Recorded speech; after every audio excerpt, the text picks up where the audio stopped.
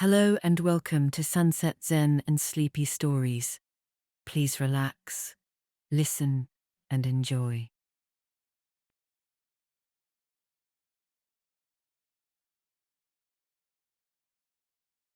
The Letter in the Wall.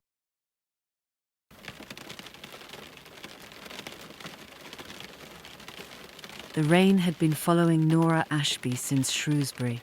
She first noticed it on the motorway, a grey curtain sweeping in from the west, swallowing the hills one by one. By the time she turned off onto the B road toward Hallan Bryn, it had settled in with the kind of comfortable permanence that suggested it had no intention of leaving for several days. The windscreen wipers beat their steady rhythm, and Nora found herself matching her breathing to them without meaning to. In, out, in, out. She almost missed the turning. A hand-painted sign half hidden by an overgrown hawthorn. Cefn Cottage, private. She turned sharply, the little car's tyres crunching on wet gravel, and followed a single-track lane down into a shallow valley she hadn't known existed. The lane was lined with stone walls draped in moss and fern, and the trees on either side leaned toward each other overhead, making a sort of tunnel. Even in the rain and the flat October light, it was beautiful in the specific way that things are beautiful when they have no idea they're being looked at. The cottage appeared at the bottom of the lane, as if it had grown there, which it more or less had. The estate agent's listing had said 1742, and Nora believed it. It was low and long, built from the local grey stone, with a slate roof thick with lichen, and two small dormers peering out from the upper floor like sleepy eyes. A climbing rose, stripped down to its winter skeleton, wound around the front door. Smoke rose from one of the two chimneys. Nora sat in the car for a moment with the engine off, listening to the rain on the roof. The smoke was unexpected. The listing had said the cottage would be empty, prepared for her arrival, a fresh-laid fire, a stocked pantry, bedding aired and ready. The agent, a cheerful woman named Mrs. Price, who worked out of a small office in the village, had promised everything would be in order. She had not mentioned that someone would be in the cottage tending the fire. Nora got out of the car. She pulled her coat tight and walked up the flagstone path to the front door. Knocked. Nothing. She knocked again, louder. The rain drummed on the hood of her coat and ran in thin rivulets off the rose canes and splashed on the path. She waited. She tried the handle. The door was unlocked. "Hello?" she called, stepping inside.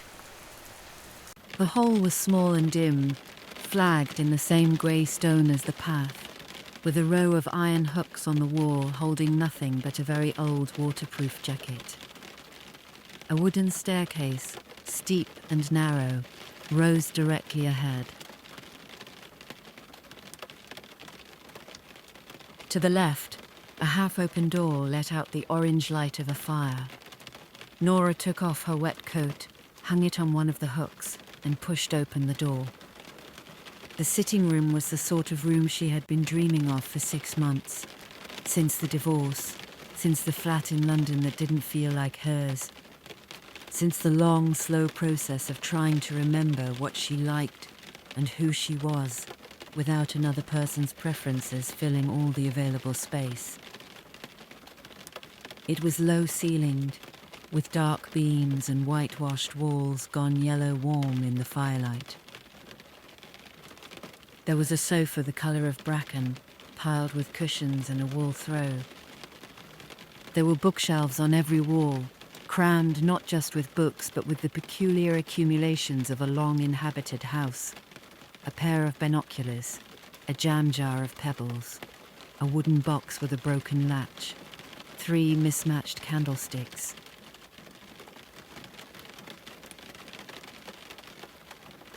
A round table near the window held a lamp, a half-drunk mug of tea, and an open book turned face down to hold its place. The tea was still steaming. "Hello," Nora said again, though more quietly this time. She felt suddenly like an intruder, which she supposed technically she was, even if she had every right to be here. She heard a door from somewhere at the back of the house, a clatter of boots, the sound of rain louder briefly as something opened and then closed, and then footsteps, and then a man appeared in the doorway at the far end of the room. He was tall and wet. He had clearly been caught in the rain without a jacket, because his dark blue jumper was soaked through at the shoulders, and his dark hair was plastered flat. He had a handful of logs in one arm, and was carrying them with the easy habit of someone who did this often. When he saw Nora, he stopped. They stared at each other. "Right," he said. "You must be the person who's rented the cottage." "And you must be the person who's already in it," Nora said. He had the grace to look embarrassed. He set the logs down by the hearth and straightened up, pushing the wet hair back from his forehead with one hand. He was somewhere around her age, mid-30s, she guessed, with a long, angular face and the particular look of someone who spent a lot of time outside. "I'm sorry," he said. "I'm Owen Griffith. I live next door." He gestured vaguely at the wall behind him, as if next door was somehow through it. "Mrs. Price asked me to check on the cottage before you arrived, light a fire, and make sure everything was in order. I lost track of time." "You lost track of time," Nora repeated. "There was a problem with the range," he said, "in the kitchen. I was trying to sort it before you arrived so you'd be able to cook. I've been fiddling with it for..." He glanced at his watch and winced. "Longer than I thought. Is the range fixed?" "Mostly." Nora looked at him. He looked at her. The fire crackled and sent up a small shower of sparks. "I'm Nora," she said. "Nora Ashby. I'm staying for 3 weeks." "I know," he said. "Mrs. Price mentioned. She said you were from London." "She mentioned me?" "Mrs. Price mentions everything to everyone. It's a very small village." He bent and added one of the logs to the fire with the easy economy of a man who had done it 10,000 times. "Or get out of your way. If the range gives you trouble, knock on the door of the house at the top of the lane, the old farmhouse. You'll have passed it coming down. That's me." "The one with the sheepdog," Nora said, remembering. He almost smiled. "That's Mist. She won't bite. She barked at my car." "She barks at everything. It doesn't mean anything." He picked up the remaining logs and stacked them neatly in the basket by the hearth. Then he straightened and looked around the room with the slightly proprietary look of a person checking that everything is in order in a place they care about. His gaze settled on the book on the table, the one turned face down, and for just a moment, something flickered across his face. He picked it up, closed it properly, and set it on the nearest shelf. "Good night, then," he said. "Welcome to Hellambryn." And then he was gone, back the way he'd come, and Nora heard the back door open and close, and then there was only the rain and the fire and the deep surrounding quiet of the valley. She stood for a moment, then went to the shelf where he'd replaced the book. It was a slim paperback, the cover faded, S. Elect Selected Poems, R. S. Thomas. She opened it to the page it had been turned to. Someone had underlined a single line in pencil, long ago. "We are beginning to see. Now it is matter. It is matter is the scaffolding of spirit." She stood looking at it for a long moment. Then she put it back, went to find the kettle, and began to get acquainted with her new temporary home. She spent the first 3 days doing very little, which was exactly what she had come to do. She slept late and woke to rain.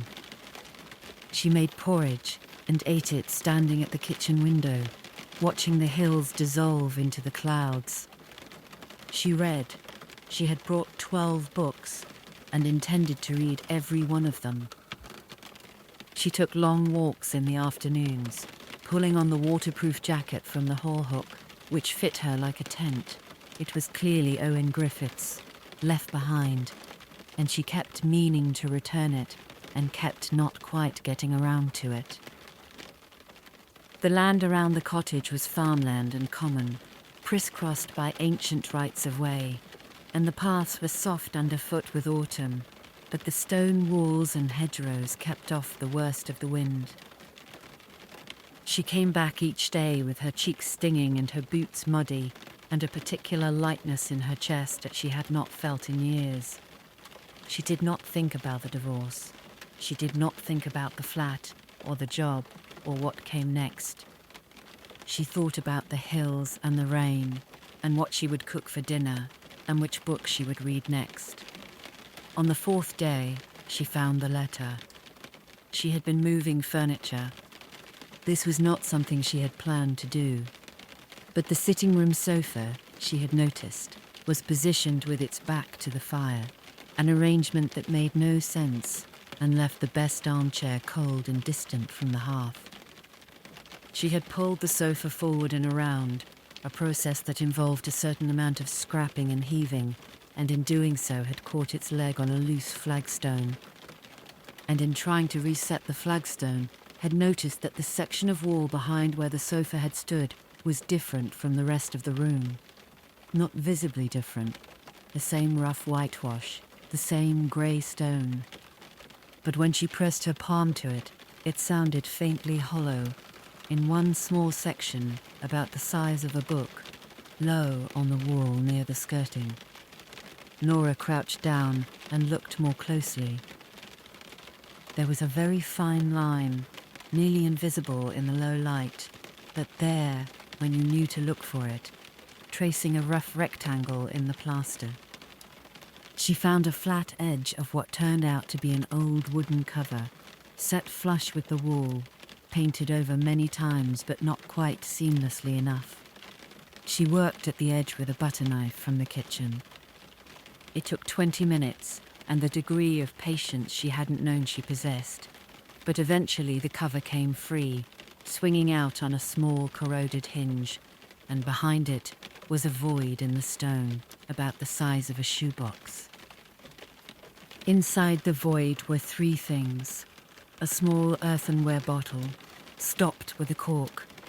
She would not open that. Something about it felt private. A folded piece of cloth that turned out to be an embroidered handkerchief, the initials EM worked in faded blue thread, and a letter. The letter was folded 3 times, sealed with red wax long since crumbled, written on paper so old and fine it was nearly translucent. Nora carried it to the table by the lamp and sat down.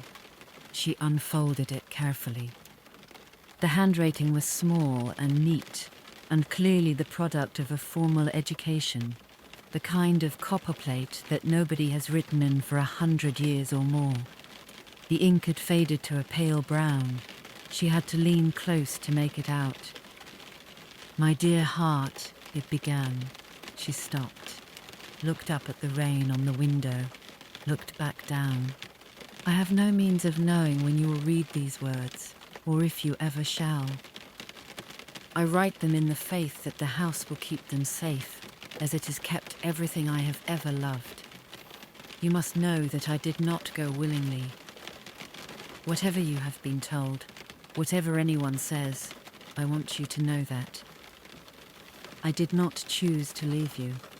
The choice was made for me by people who believed they were acting out of kindness, and perhaps they were, but I would not have had it if I had been asked. I was not asked.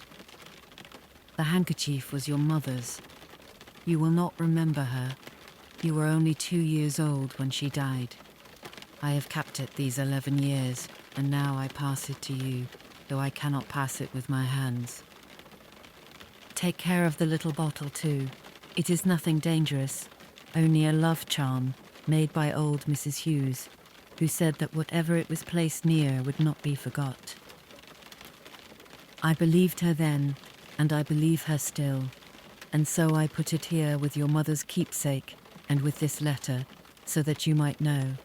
I am not forgotten, not for a single day. Be well, my darling. Be warm. The house will keep you. Your father, Thomas Morgan, November 19th, 81. Nora sat for a long time without moving. The fire had burned low. The rain had eased to a grey whisper against the glass. Outside, somewhere in the valley, a sheep called and was answered, and then there was quiet again. She did not know who the letter had been meant for. The child, presumably, who had for some reason never found it. She did not know the story. She was not sure she ever would.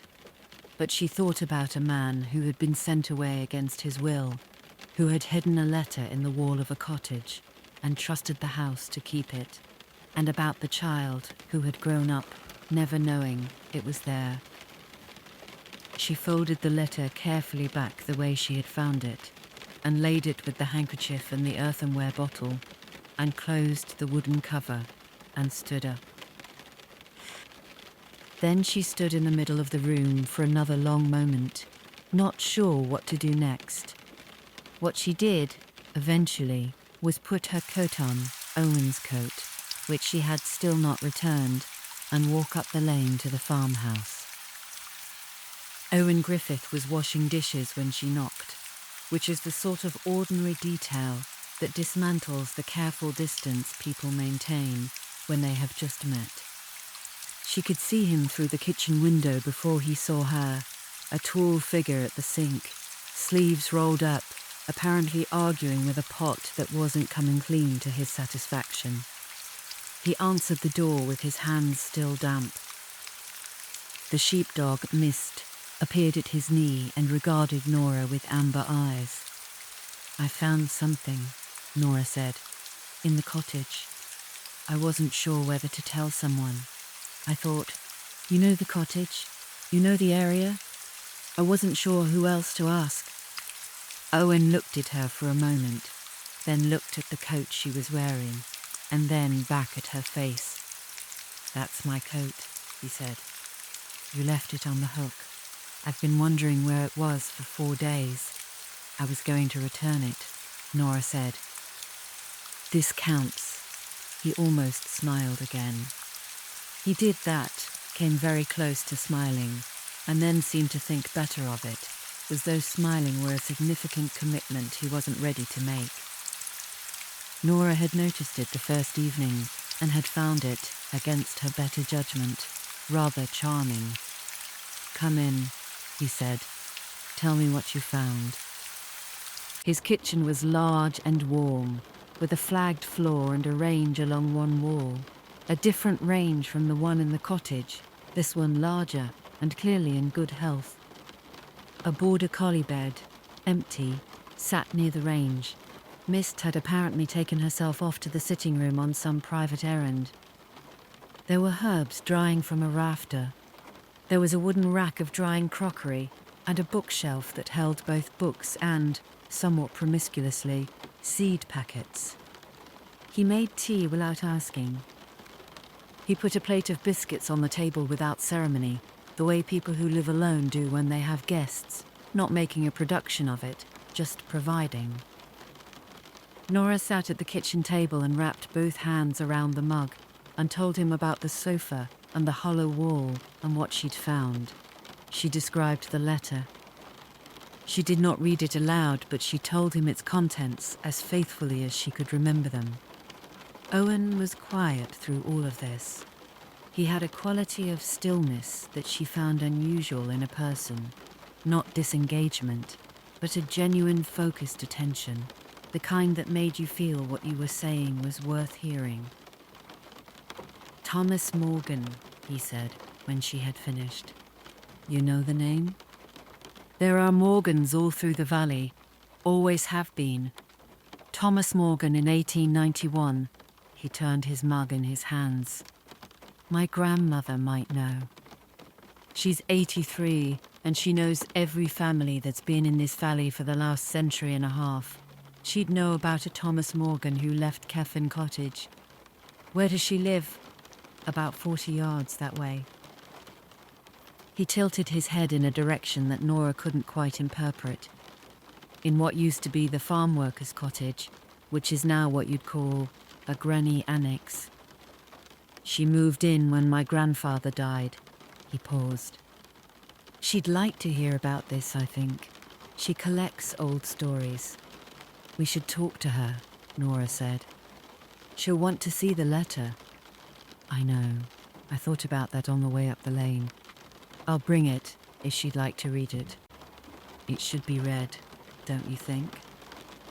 Nora looked at the table. Someone should finally read that letter.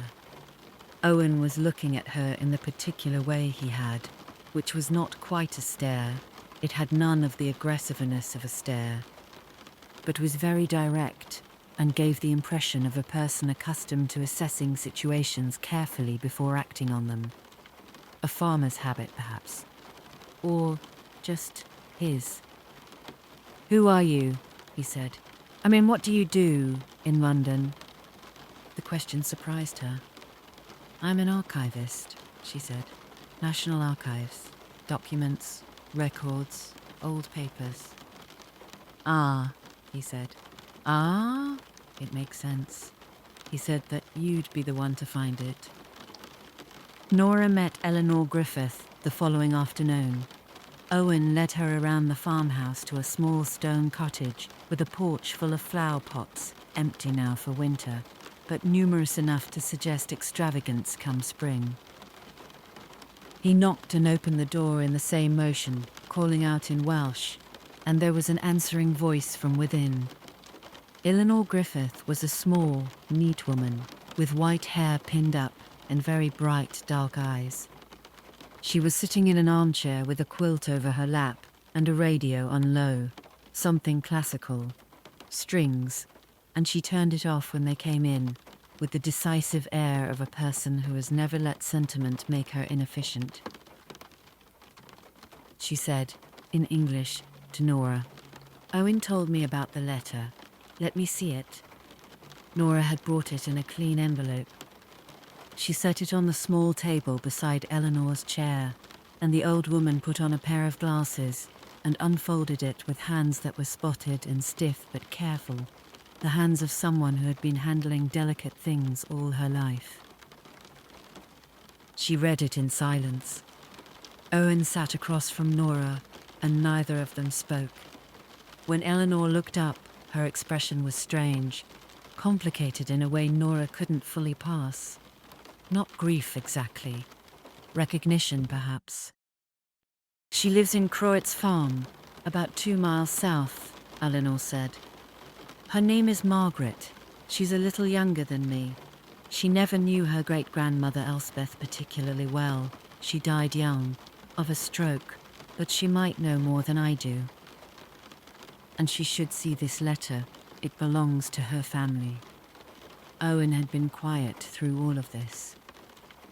Now he said something in Welsh to his grandmother, not long, just a few words, and she said something back and made a small gesture that seemed to mean, obviously, go ahead, what are you waiting for? I'll take you to Croy's farm, he said to Nora. If you'd like to go. Yes, Nora said. I would. He looked at her, and there it was again, that near smile, that suspended moment, tomorrow. He said, if the weather clears. And if it doesn't, then we'll go in the rain, he said. This is Wales. The weather cleared on Thursday. Not dramatically. It wasn't the kind of theatrical autumn day with a scoured blue sky and long gold light that belongs in paintings. It cleared gently, the clouds softening and thinning, and the rain stopping sometime before dawn. And by the time Nora got up and stood at the kitchen window with her porridge, the valley had emerged from the mist into a pewter-coloured morning that had its own quiet beauty. The hills were visible. The wet grass caught what light there was and gave it back. A buzzard turned slow circles over the upper fields. Owen arrived at 10 in a battered Land Rover that Mist shared with a collection of hay, rope, and what appeared to be an entire second set of fencing equipment. Nora climbed in with the letter in her bag, and Mist shifted to accommodate her, and then put her head on Nora's knee, with the unilateral confidence of a dog who has no concept of personal space. "She likes you," Owen said. "She's probably just cold. She doesn't do that with people she doesn't like," he said. "She ignored the last tenant for 3 weeks." Nora looked down at the dog, who looked back up at her.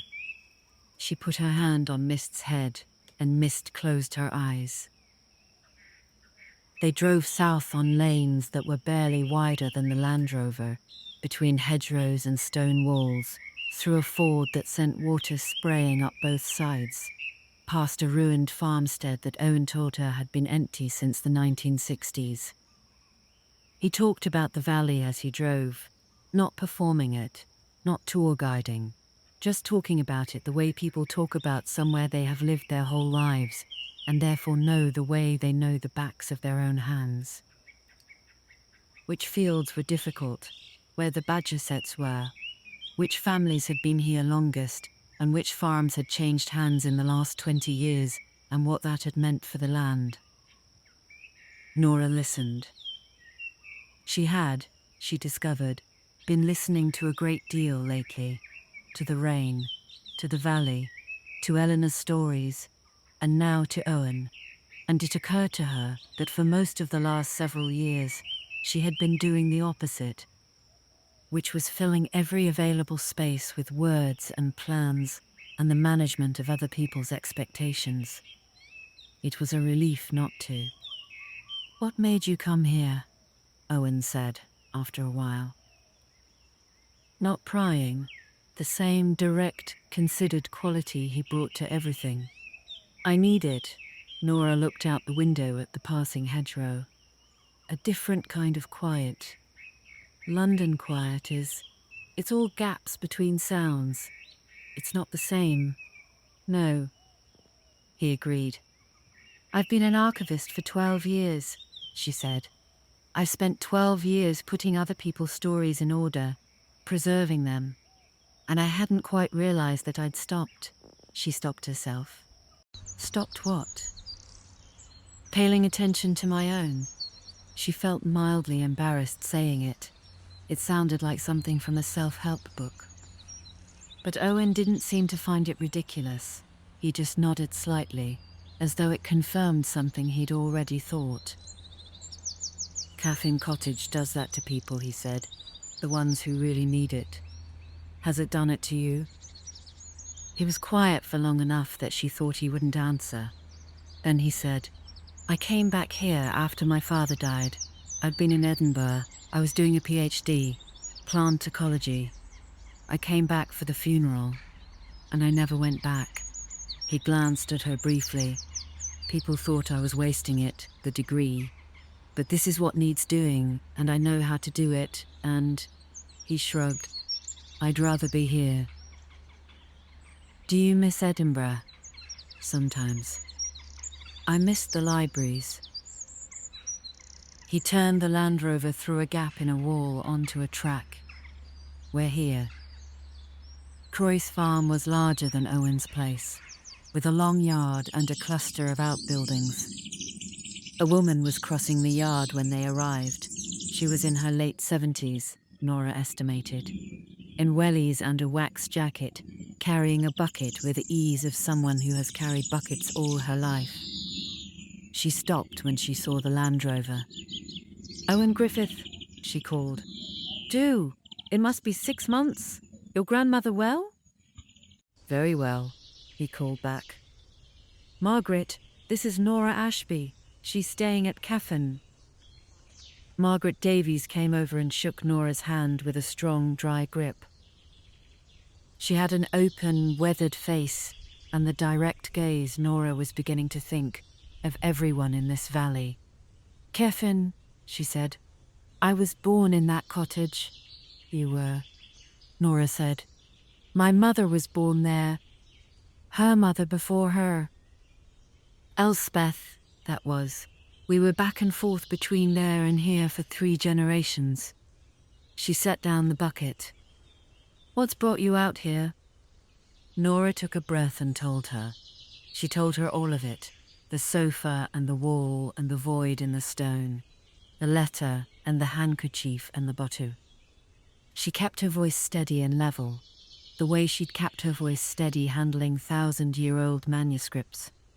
Because this was the same kind of work, the careful conveyance of something fragile across time. Margaret was very still. When Nora finished, Margaret held out her hand, not speaking, just her hand open. Nora put the envelope in it. Margaret opened it and read the letter.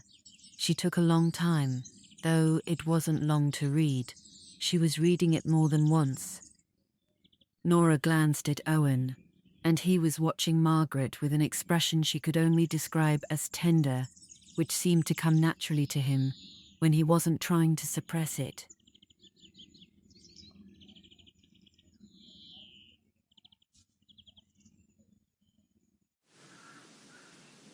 When Margaret looked up, her eyes were bright, though she wasn't crying.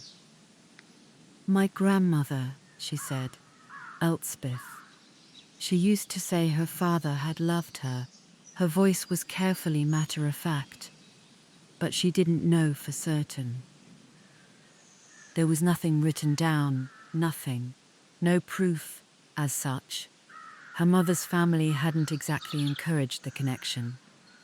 She looked down at the letter again. All this time. "It was behind the sofa," Nora said, which was an absurd thing to say, and which made Margaret, unexpectedly, laugh. "Behind the sofa," she repeated. "Lord." She refolded the letter and held it against her chest for a moment, just briefly. "Can I keep it? This belongs with us, I think." "Of course," Nora said. "I brought it for you. It was always meant for you." They went inside for tea, and Margaret made them ham sandwiches and a fruitcake that turned out to be one of the finest fruitcakes Nora had ever eaten. And they sat in the kitchen, and Margaret talked about her grandmother Elspeth, who had been a quick-tempered, musical woman who kept goats and won prizes for her preserves at the local show, and never in her adult life spoke of her father, except to say, when asked, that he had loved her. As if she'd decided to believe it, even without proof. Now she has the proof, Nora thought, and she'll never know. But somehow that didn't feel entirely like a tragedy. The letter had been preserved for 130 years. It had done what the man who wrote it asked it to do. It had not been forgotten. Whatever it was placed near would not be forgot. They drove back in the late afternoon. The light was going early, the way it does in October in the Welsh hills. A long amber pause and then the swift fall into dark. The valley below them was already in shadow. They were nearly back at the farm when Owen said, "Look."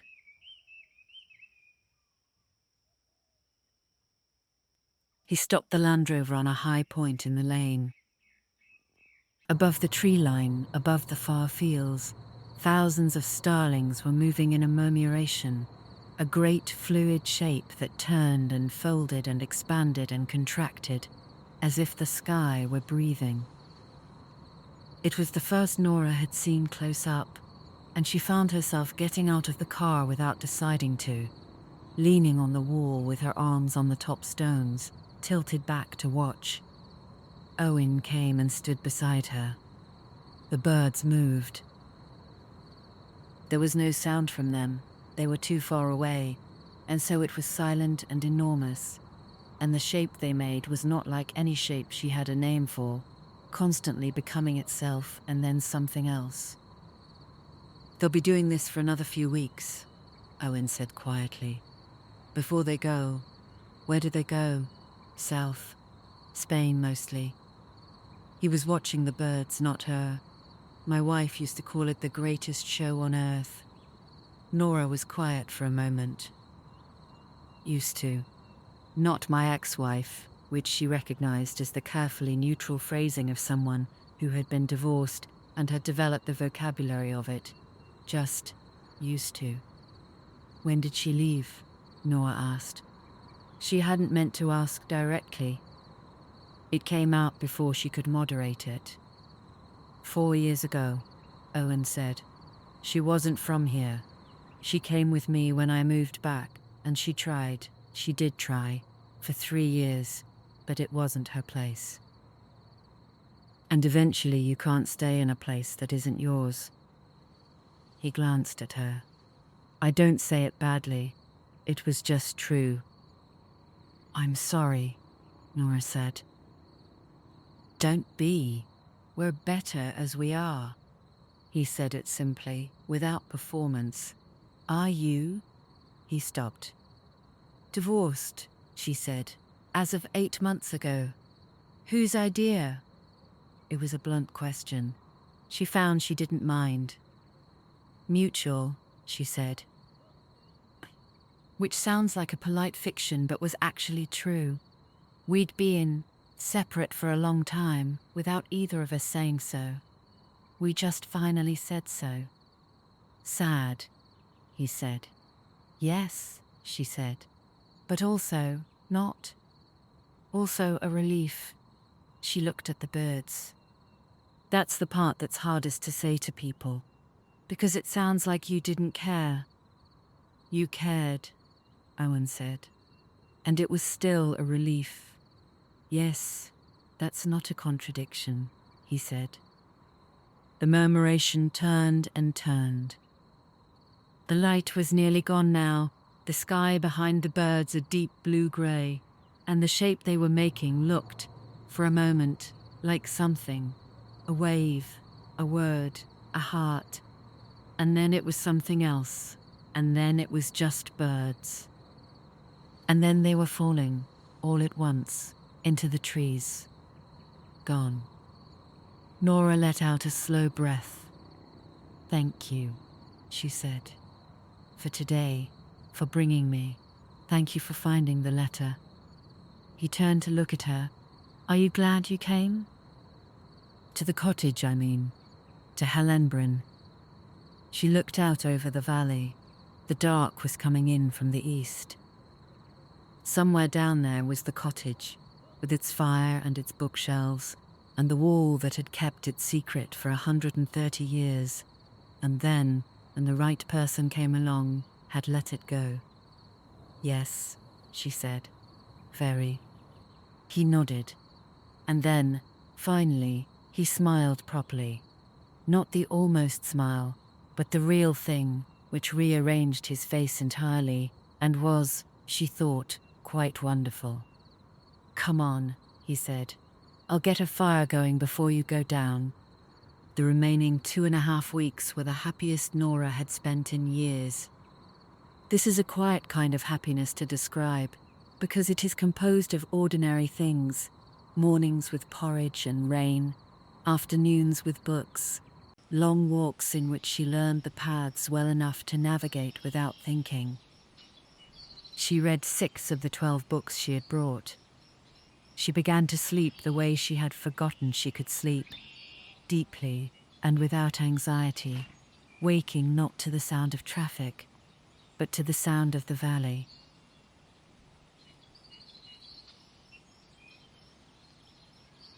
Owen Griffith knocked on the cottage door on several mornings, initially on the pretense of checking that the range was behaving, and then eventually without any pretense at all.